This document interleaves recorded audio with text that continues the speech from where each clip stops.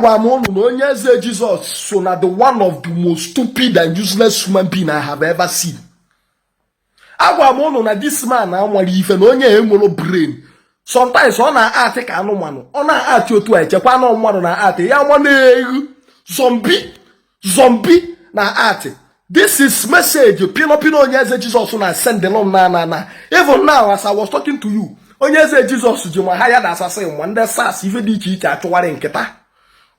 Based on who I be, the information juruo m ahụ.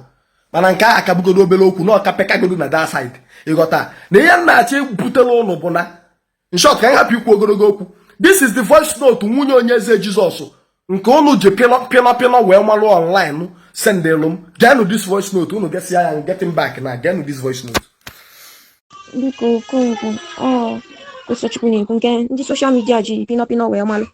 Ihe nche ịgwa kita bụ na ọka ka nsi wee abata kita na Onye Eze si na aka my mom dị na ndị kidnap ya na aka mom m dị na kidnapping ya. So and those people jibie ya ebe debe bunya na Ọka ebe debe bu mom na Ọka esigo from Ọka kita buda bia saso okuzu na abanya this night kita ibuda bago mom na saso okuzu na abanya biko enyemaka ka nnachi inyelum Okongwu biko ka mom nyesi wee pụta na aka nwanyị a dị ọchọ nwere ihe anyị ma Onye Eze ọ maka na mụ si na mama nnozi since February last year kan si na nke Onye Eze pụta si na mada anọzi Onye Eze amụrụ na ya ọ bụ reason o yeji wee chọọ ịta modeli afọ amalụ m na onye mmenya ọ maka na mụ si na mada anọzi ya na o ji wee chọọ ịta modeli afọ biko ọ bụrụ na o nwere enyemaka ihe enyelu biko ayọ ka nna ayọ biko ya nke ihe nke akalizi m akali onye ma bụ ihe a bụ main reason m ji wee kwechiru na video ndị social media na-adọyalị m that time ka mee video ihe a so n'ihe nji wee si na mada eme video because ama m Onye Eze ọfụma na ọ dị very wicked. That's why m ji wee kwechiru na mama mee video later on decide is just ka mmezi the video because ọ bụrụgo ihe matter of ọnwụ na ndụ biko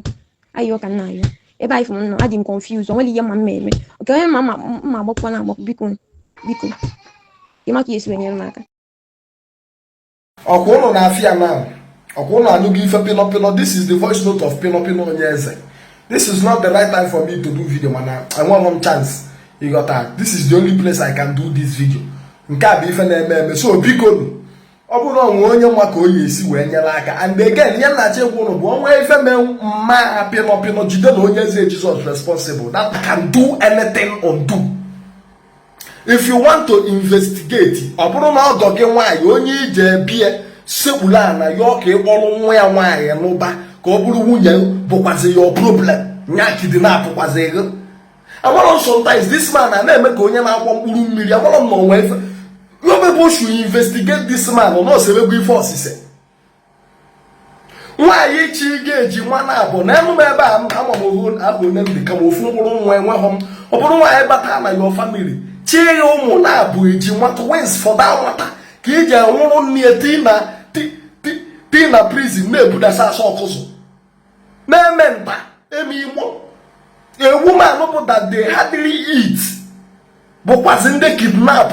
Onye Eze ị na-echekwa echiche ka onye nwa ife isikwa fon inwe brain. Onye Eze onye ohi scammer, fake scammer.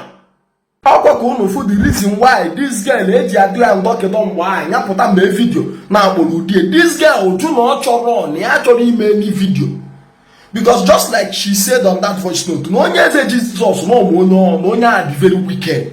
To tell you that na mgbe this girl na anụ Onye Eze na ọ na-emekpi ya arụ mana achọbeghị m igebe that side. Nwa mmadụ jụ ife adọ ya this girl sị ka ọ hapụ isi na onye a bụ the cause of the problem. O mee video metụ okwu otu esi adụ ya kịta ka esikwa adọ m na ọgọ m ga-eme metụ okwu kịta ọ bụrụzia nwaanyị chi ihe ejima na-abụ nwaanyị nwụrụ oge ejima na-abụ ka ije kpụrụ nne ya kpochie. Biko ọ bụ na onwe na-ewe unu ga-esi wee nyere aka chat me up ọ bụ na ya chat ya ma ọ bụ na oje nọmba je paak ka iji na-aga help m ka akpọba division ọkụzụ SARS ka akpọba division ọkụzụ SARS abeg for the safety of that woman maka ọkụzụ SARS adịkabeghị save ebe a na-eme mmadụ arrest.